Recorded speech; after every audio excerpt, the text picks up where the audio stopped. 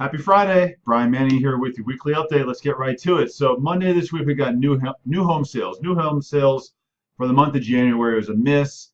Market expectations was that across the nation new home sales would increase by 4%. They were down by 8%. So beginning of the year, not a rock solid report, and definitely was a miss from what the expectations were.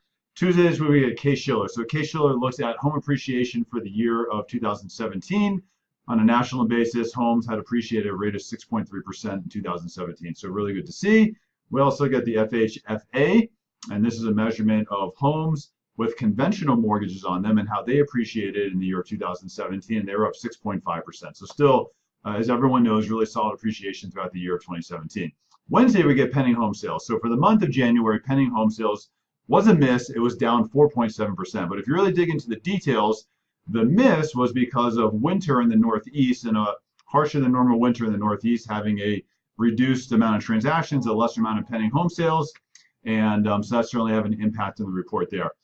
Thursday this week we get initial jobless claims. Initial jobless claims was at 210,000. So what that means is that 210,000 new people filed for initial jobless claims. And what's amazing is that's the lowest number since 1969. So really a strong initial jobless claims report. Really important also this week, Thursday, we got the PCE. That's the personal consumption expenditure. So this is what the Federal Reserve uses when they look at inflation. Even with Jerome Powell and always with the Federal Reserve, that's their favorite measure of inflation. On our side, really think it's a different number we look at, but we'll go with the PCE for right now. The challenge with the PCE is it does not take into account out-of-pocket medical expenses or housing, which probably almost all of us incur cost in.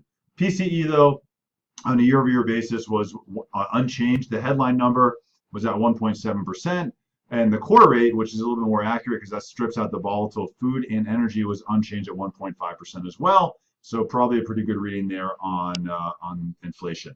Today, markets moving around the world. The administration starts announcing tariffs on metals and steel, and markets aren't happy with this. Why? Well, you think about it from a U.S. side. A tariff and an increase of cost could affect everything from beer cans to cost of automobiles. And inflation is the enemy of bond markets. Inflation is the enemy of interest rates. So for us, if the cost of everything from beer cans to automobiles is going up and you have inflation and costs increasing in the U.S., that means that mortgage rates are going to increase as well. Financing rates are going to increase as well. Markets around the world realize this. A lot of people are not very happy with this right now. And we certainly saw an impact in the markets today with interest rates slightly increasing from what we had yesterday. So we'll have to wait and see what happens. Who knows? I'm around all weekend. Happy Friday. If you have any questions, let me know. We'll talk to you soon.